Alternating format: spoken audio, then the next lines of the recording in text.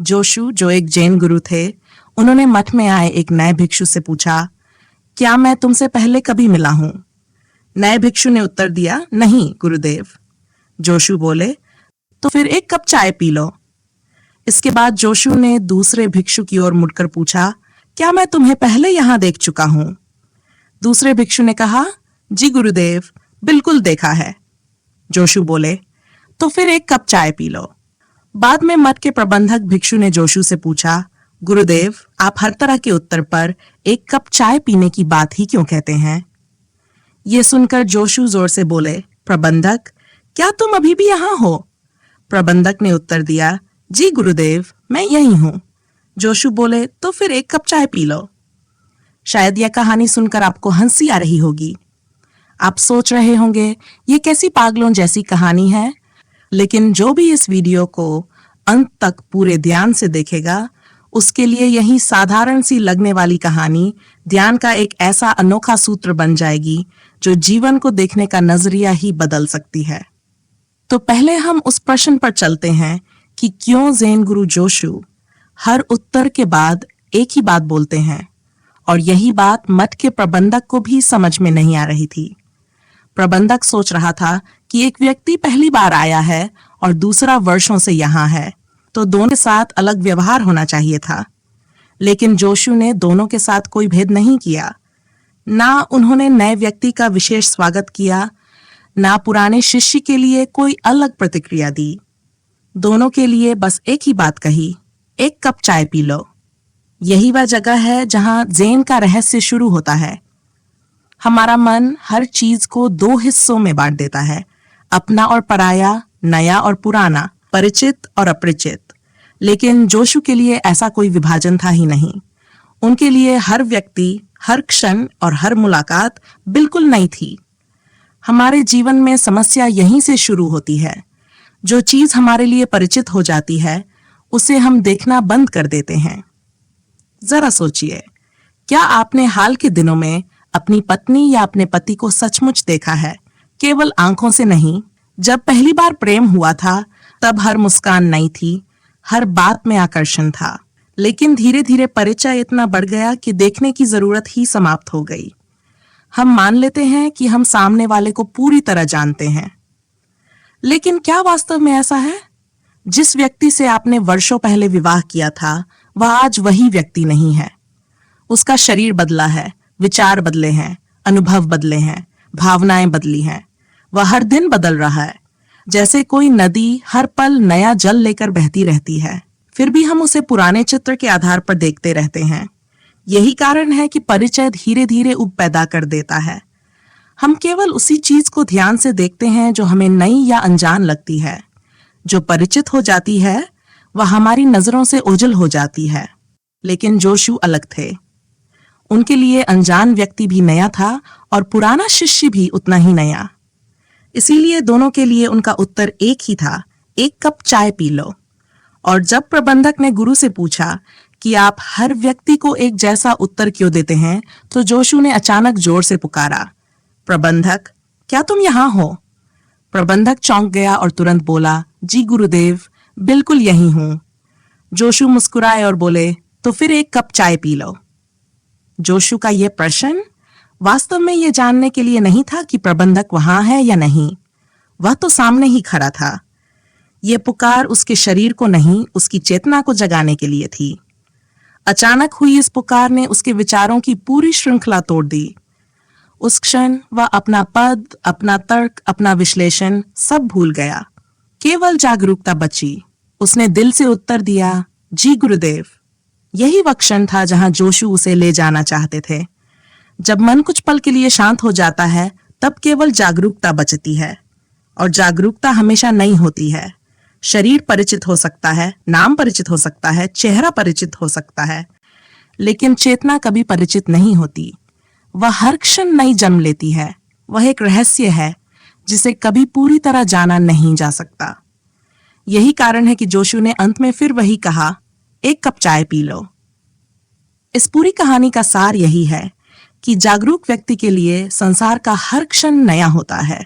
यदि आप रोज किसी बगीचे में जाएं, तो कुछ दिनों बाद पेड़ों को देखना बंद कर देंगे। पक्षियों का गीत सुनाई देगा, लेकिन आपके कान उसे सुनेंगे नहीं। आपको लगेगा कि इसमें नया क्या है, यह तो रोज का दृश्य है। लेकिन यदि जोशु उसी बगीचे में जाएं, चाहे वे वहां 1000 बार आ चुके हों, तब भी हर पत्ता नया होगा, हर फूल नया होगा, हर पक्षी का गीत नया होगा। क्योंकि जागरूकता कभी अतीत का बोझ नहीं उठाती, वह स्मृतियों के आधार पर नहीं जीती, वह हर क्षण को पहली बार देखती है। और शायद इसी कारण जोशु हर मिलने वाले से केवल एक ही बात कहते थे, एक कप चाय पी लो। क्योंकि जब मन अतीत से मुक्त हो जाता है, तब चाय का एक साधारण सा प्याला भी ध्यान बन जाता है और जीवन का हर छोटा सा क्षण एक नए चमत्कार की तरह खिल उठता है। ध्यानमय मन की पहली पहचान यह है कि वह हमेशा नवीनता में जीता है। उसके लिए पूरा अस्तित्व हर क्षण नया जन्म ले रहा है। यदि आपको दुनिया पुरानी, दोहराई हुई और नीरस लगने लगी है, तो समस्या दुनिया में नहीं, आपके मन में है। संसार वैसा ही है जैसा हमेशा था, बदलता केवल देखने वाला है। जब मन स्मृतियों का बोझ ढोता है, तब जीवन धीरे धीरे बोझ बन जाता है। तभी हर दिन एक जैसा लगता है, हर रिश्ता थका हुआ लगता है और हर अनुभव फीका पड़ जाता है। जरा लोगों के चेहरों को ध्यान से देखिए। अधिकांश लोग जीवन को किसी उत्सव की तरह नहीं, बल्कि एक भारी जिम्मेदारी की तरह जी रहे हैं, मानो वे किसी अदृश्य बोझ को उठाए चल रहे हों।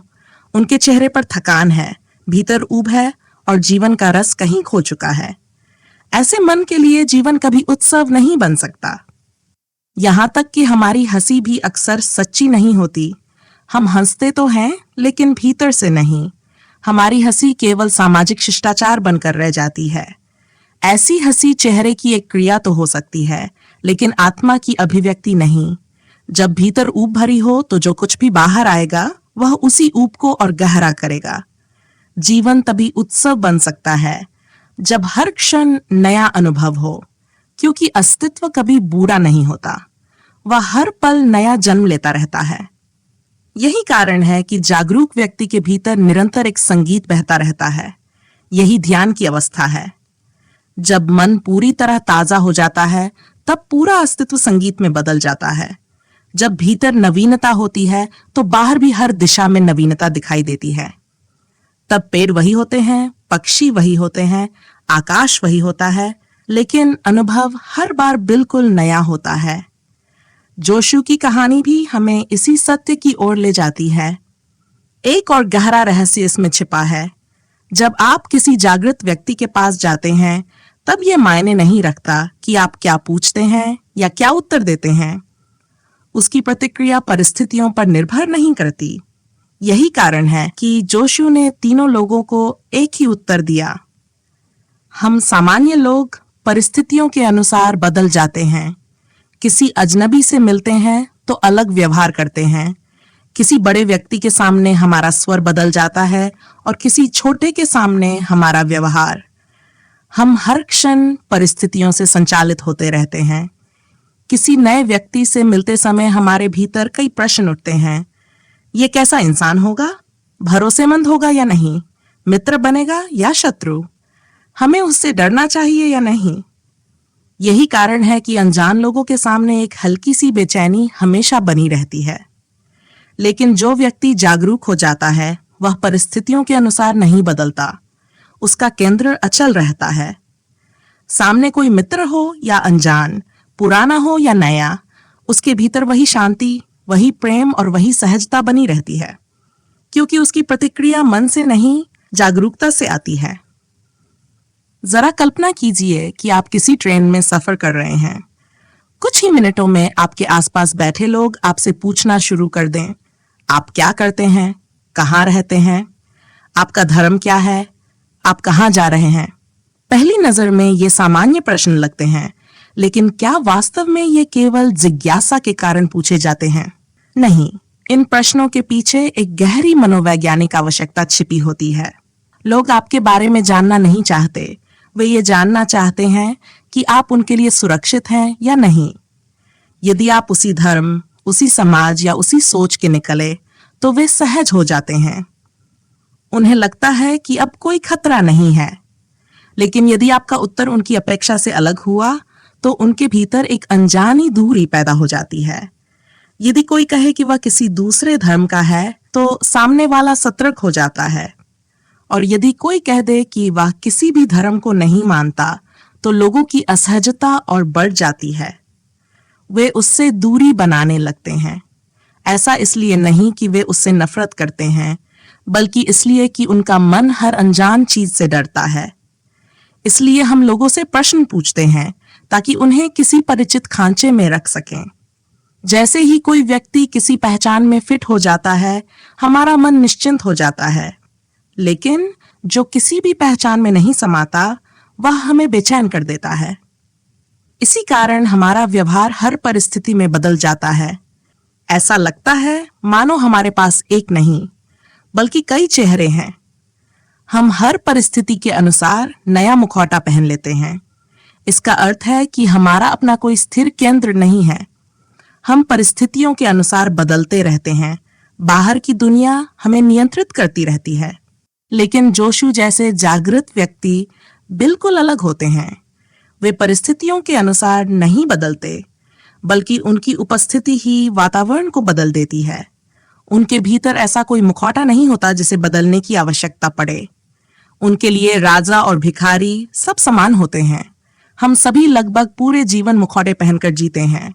कभी पद का मुखौटा, कभी धन का, कभी धर्म का, कभी प्रतिष्ठा का। धीरे धीरे हम स्वयं भी भूल जाते हैं कि हमारा वास्तविक चेहरा कौन सा है।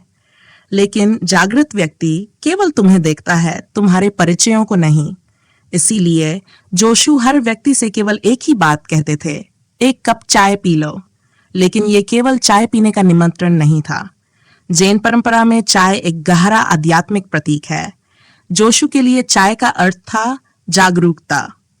वे वास्तव में कह रहे थे, आओ थोड़ा जागो। एक जागृत गुरु अपने शिष्य को इससे अधिक मूल्यवान कोई उपहार दे ही नहीं सकता। धन, ज्ञान, सम्मान या पद सब अस्थायी हैं, लेकिन यदि जागरूकता मिल जाए तो जीवन ही बदल जाता है। इसी कारण हर जैन मत में एक विशेष चाय कक्ष होता है। वह किसी साधारण कमरे की तरह नहीं, बल्कि मंदिर की तरह पवित्र माना जाता है। वहां जूते पहनकर प्रवेश नहीं किया जाता। भीतर जाने से पहले स्नान किया जाता है, क्योंकि वहां केवल चाय नहीं पी जाती, वहां ध्यान किया जाता है। जब लोग उस कक्ष में प्रवेश करते हैं तो पूर्ण मौन धारण कर लेते हैं। कोई बातचीत नहीं होती, सभी शांत होकर बैठ जाते हैं। फिर पानी चढ़ाया जाता है। जैसे जैसे पानी उबलता है, उसकी आवाज पूरे कमरे में फैलती है। सभी उसी ध्वनि को पूरी सजगता से सुनते हैं। ध्यान उस क्षण से शुरू हो जाता है जबकि चाय अभी बनी भी नहीं होती। फिर चाय के प्याले सबके सामने रखे जाते हैं। वे साधारण प्याले नहीं होते। हर मठ अपने प्यालों को विशेष बनाता है। यदि वे बाजार से खरीदे भी जाएं, तो पहले उन्हें तोड़ा जाता है और फिर सावधानी से जोड़ा जाता है ताकि हर प्याला अद्वितीय बन जाए। उसका कोई दूसरा प्रतिरूप संसार में ना हो। सभी लोग उस प्याले को हाथ में लेकर धीरे धीरे महसूस करते हैं, उसकी बनावट, उसका ताप, उसका स्पर्श। क्योंकि जैन में प्याला शरीर का प्रतीक है और चाय चेतना का। यदि चेतना को जगाना है तो शरीर के प्रति भी पूरी जागरूकता आवश्यक है। फिर धीरे धीरे चाय डाली जाती है। उसकी सुगंध पूरे वातावरण में फैलती है। लोग केवल उसकी खुशबू को महसूस करते हैं। इस पूरी प्रक्रिया में 1-2 घंटे तक लग सकते हैं। वहां कोई जल्दी नहीं होती। हर कदम को पूरी सजगता से जिया जाता है। जब अंत में चाय पी जाती है, तब उसके स्वाद, उसकी गर्माहट और उसके प्रत्येक घूंट को पूरे ध्यान के साथ अनुभव किया जाता है। वहां चाय पीना भी एक ध्यान है, एक प्रार्थना है। और जब स्वयं गुरु आपके प्याले में चाय डालते हैं, तब वह क्षण और भी पवित्र हो जाता है। उस समय मन अपने आप शांत हो जाता है। विचार रुक जाते हैं। ऐसा लगता है जैसे कोई साधारण घटना नहीं, बल्कि कोई दिव्य अनुभव घट रहा हो। यही कारण है कि जोशु हर मिलने वाले से केवल एक ही बात कहते थे, एक कप चाय पी लो। इस कहानी का एक और गहरा अर्थ है स्वागत। जोशु के द्वार पर हर व्यक्ति का स्वागत है। तुम कौन हो, किस धर्म के हो, किस जाति के हो, कितने पापी हो या कितने पुण्यात्मा हो, इनमें से किसी बात का कोई महत्व नहीं। जागृत व्यक्ति के द्वार सबके लिए खुले होते हैं। आओ एक कप चाय पी लो का अर्थ है आओ निश्चिंत हो जाओ, यहां तुम्हें कोई परखेगा नहीं।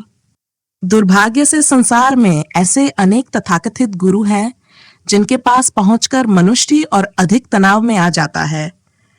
वे तुम्हें यह महसूस कराते हैं कि तुम दोषपूर्ण हो, पापी हो, अयोग्य हो। वे तुम्हारे भीतर अपराधबोध पैदा करते हैं। उनकी निगाहें ही जैसे तुम्हें दोषी ठहराने लगती हैं।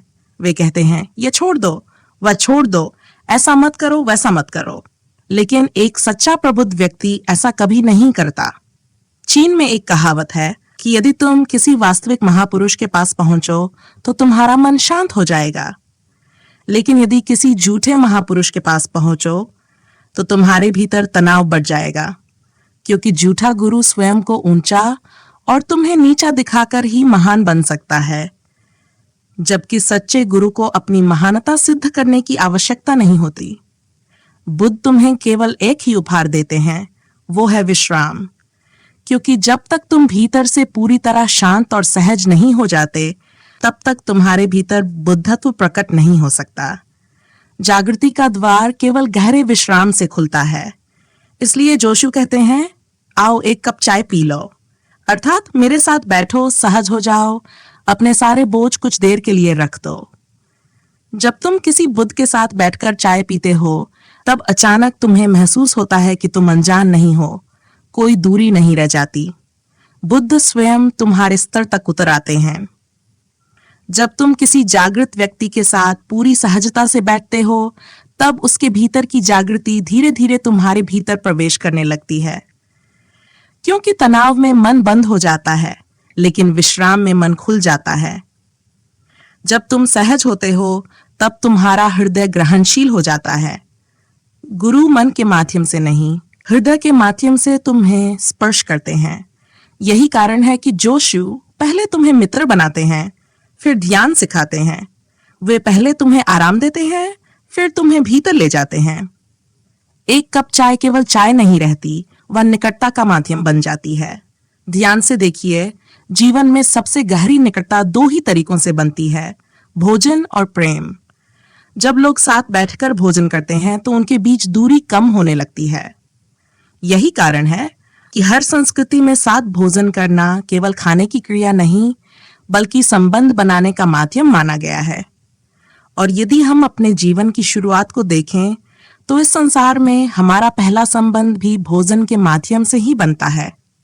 जब एक शिशु जन्म लेता है तो सबसे पहले वह अपनी मां का दूध पीता है।